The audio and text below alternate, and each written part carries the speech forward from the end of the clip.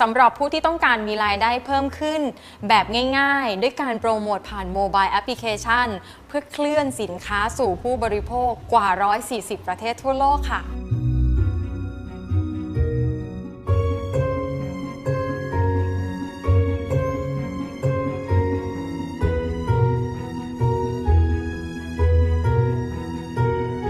เพื่อสร้างโอกาสทางธุรกิจกับผู้คนมากมายที่ต้องการทำธุรกิจแบบยุคสมัยใหม่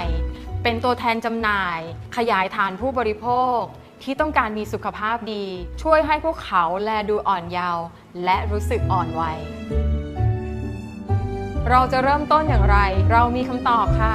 เริ่มจากช่องทางแรกนะคะคือการขายสินค้าและช่องทางสุดท้ายนะคะคือการขยายฐานนักธุรกิจรายต่อไปค่ะ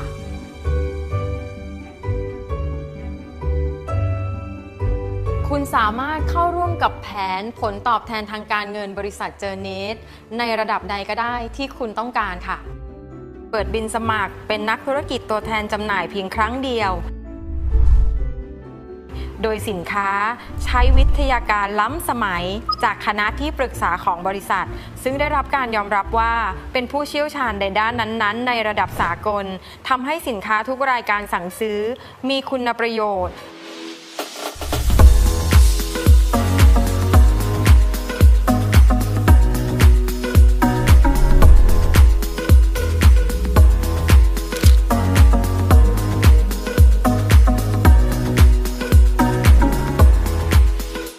วิธีที่รวดเร็วที่สุดในการรับผลตอบแทนคุณสามารถซื้อสินค้าได้ในราคาขายส่งและขายสินค้าในราคาขายปลีกซึ่งคุณจะได้ส่วนต่างกำไร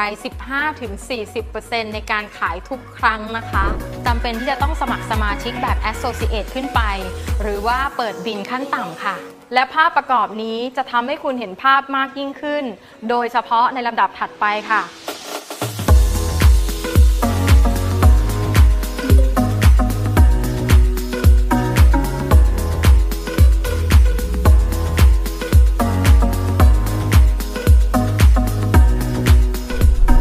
บริษัทได้ออกแบบชุดเบสิก 7,000 กว่าบาทไปจนกระทั่งแพ็กเกจที่ดีที่สุดคือ VIP เรียกว่าชุด Ambassador 40,000 กว่าบาทค่ะเมื่อแนะนำนักธุรกิจรายใหม่ๆซึ่งมาเปิดบินในแบบ Distributor เช่นกันคุณจะได้รับโบนัสคือ Retail Sale Bonus ค่าแนะนำของคุณซึ่งจะได้รับเพียงครั้งแรกและครั้งเดียวเท่านั้นนะคะที่กล่าวมาข้างต้นนะคะเป็นเพียงการเสนอขายสินค้าและได้กำไรเพียงแค่ครั้งเดียวต่อมาแอนจะแนะนำวิธีการสร้างผลตอบแทนในระยะยาวนั่นก็คือการสร้างทีมนักธุรกิจหรือทีมตัวแทนจำหน่ายเพิ่มของคุณนั่นเองค่ะเพื่อทำการขยายแบบสร้างตัวแทนจำนวนมากๆนั่นก็มีชื่อที่เรียกว่า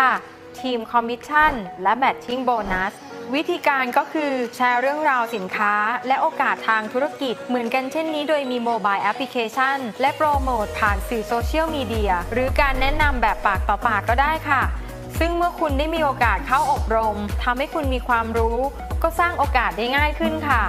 และนี่คือแนวทางที่จะทำให้คุณได้รับความคุ้มค่ามากที่สุดยุติธรรมมากที่สุดสะดวกที่สุด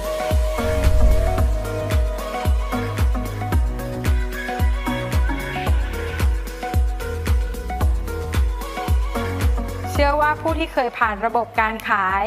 จะเข้าใจความแตกต่างจากภาพประกอบนี้ค่ะบริษัทเจอเนสให้เราเป็นผู้ขับเคลื่อนสินค้าไปยังผู้บริโภคแทนค่ะหรือพูดง่ายๆนำต้นทุนสูงๆของการทำโฆษณาการประชาสัมพันธ์เหล่านั้นมามอบให้กับตัวแทนนักธุรกิจผู้ทำการตลาดแทนบริษัทนั่นเองค่ะ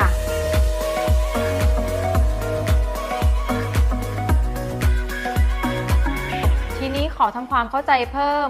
ผลตอบแทนในหัวข้อทีมคอมมิชชั่นค่ะในฐานะที่คุณสร้างเครือข่ายดิสติบิวเตอร์พวกเขาจะถูกวางในองค์กรของคุณทางฝั่งขวาหรือฝั่งซ้ายทุกครั้งที่มีสมาชิกในทีมของคุณขายสินค้ายอดขายเหล่านั้นจะถูกเข้าไปอยู่ในยอดกลุ่ม GV ใช้ในการคำนวณทีมคอมมิชชั่นเมื่อทีมของคุณเติบโตคุณจะได้รับ GV จากยอดขายที่พวกเขาสร้างขึ้นเมื่อทีมของคุณฝั่งซ้ายหรือฝั่งขวามียอดถึง600 GV และอีกฝั่งมียอดถึง300 GV ไม่สนใจว่าฝั่งไหนนะคะคุณจะได้รับทีมคอมมิชชั่นหรือเรียกอีกอย่างว่า Cycle Bonus จ่ายเป็นรายสัปดาห์ทุกๆไซเคิลโบนัสคุณจะได้รับไซเคิลโบนัส 1,225 บาทสำหรับผลตอบแทนในข้อนี้นะคะบริษัทจ่ายสูงสุดถึง 918,750 บาทต่อสัปดาห์เลยค่ะและเมื่อคะแนนส่วนเกินล้นออกมาจากวงเงินจ่ายผลตอบแทนในแต่ละสัปดาห์บริษัทเก็บทบสะสมในสัปดาห์ถัดมาไม่ล้างคะแนนนะคะหรือหั่นคะแนนของคุณทิ้งไปทำให้คุณมีรายรับต่อเนื่องไปตลอดค่ะลองดูภาพการขยายที่เติบโตไปอย่างต่อเนื่องสิคะเมื่อคุณสามารถถ่ายทอดการขายและการสร้างองค์กรผลตอบแทนในข้อนี้จะส่งตรงถึงบัญชีคุณในทุกๆ 7 วันค่ะ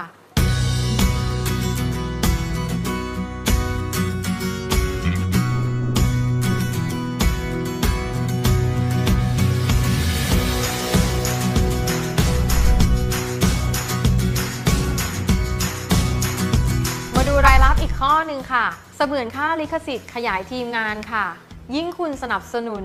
ให้ทีมของคุณมีทีมไซเคิลโบนัสมากขึ้นเท่าไหร่คุณก็จะได้รับสัดส่วนที่มากขึ้นเช่นกันค่ะ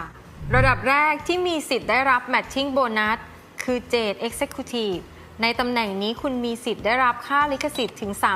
30% จากทีมคอมมิชชั่นในสายงานแนะนำตรงยกตัวอย่างหากคุณแนะนำนาตาลีสเตซี่คุณจะได้รับส่วนแบ่งสูงสุดถึง 30% จากทีมคอมมิชชั่นของเขาเหล่านั้นเช่นกันหากคุณขึ้นตำแหน่งสูงขึ้นไปเรื่อยๆคุณมีสิทธิ์ได้รับ Matching Bonus มากถึง 7 ชั้นเพื่อให้มีสิทธิ์ได้รับ Matching Bonus ตามระดับผลตอบแทนนี้จะโอนเข้าบัญชีในธนาคารทุกๆ 7 วันเลยค่ะ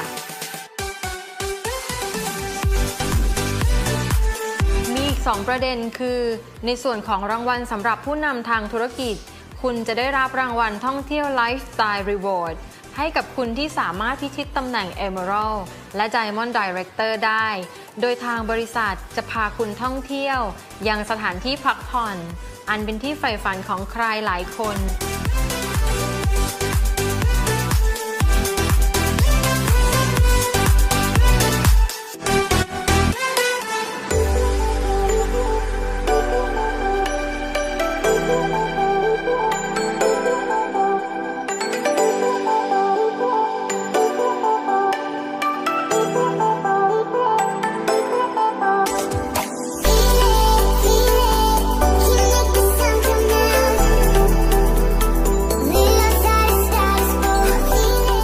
ประเด็นที่หลายคนเข้ามาเพราะมองเห็นโอกาสที่สุดยอดมากๆก็คือ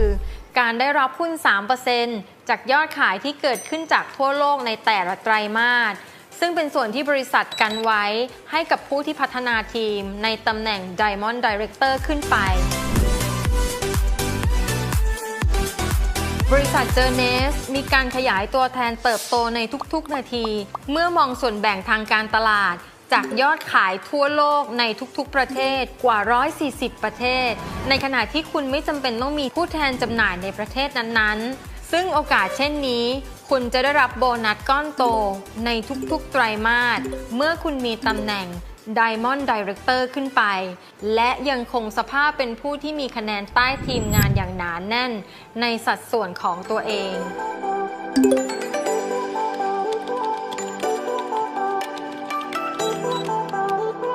เมื่อคุณเข้าร่วมและดำรงตำแหน่ง Diamond Director ขึ้นไปไม่ว่าจะ3 เดือนหรือว่า5 ปีถ้าคุณพิชิตได้โอกาสเหล่านี้ค่ะก็จะเป็นของคุณเข้าเยี่ยมชมเว็บไซต์จากทางบริษัทซึ่งได้มีการเตรียมการแปลภาษาไว้ถึง30 ภาษาที่ถูกแปลแล้วครอบคลุมทั่วโลกพร้อมให้คุณเชื่อมโยงเครือข่ายที่ไม่จำกัดแต่เพียงแค่ในประเทศไทยค่ะเราแตกต่างตรงที่ไม่ต้องสต็อกสินค้าไม่ต้องลงทุนเองทางด้านการจัดส่งไม่ต้องผลิตสินค้าเองได้ผลตอบแทนที่คุ้มค่าและยุติธรรมเทรนด์ธุรกิจที่กำลังมาแรงมีการให้การสนับสนุนสุดตัวทั้งจากบริษัทและผู้ร่วมงานของคุณมีเครื่องมือทางการตลาดมีเว็บไซต์ส่วนตัวของคุณเองเตรียมการแปลภาษาต่างๆไว้ถึง30 ภาษาได้โอกาสสร้างมิตรภาพอันยาวนานกับครอบครัว Journeys ทั้งงานอีเวนต์งานเฉลิมฉลองและท่องเที่ยวขอบคุณที่ติดตามนะคะพบกันที่ความสำเร็จที่คุณได้สร้างมันขึ้นมาค่ะ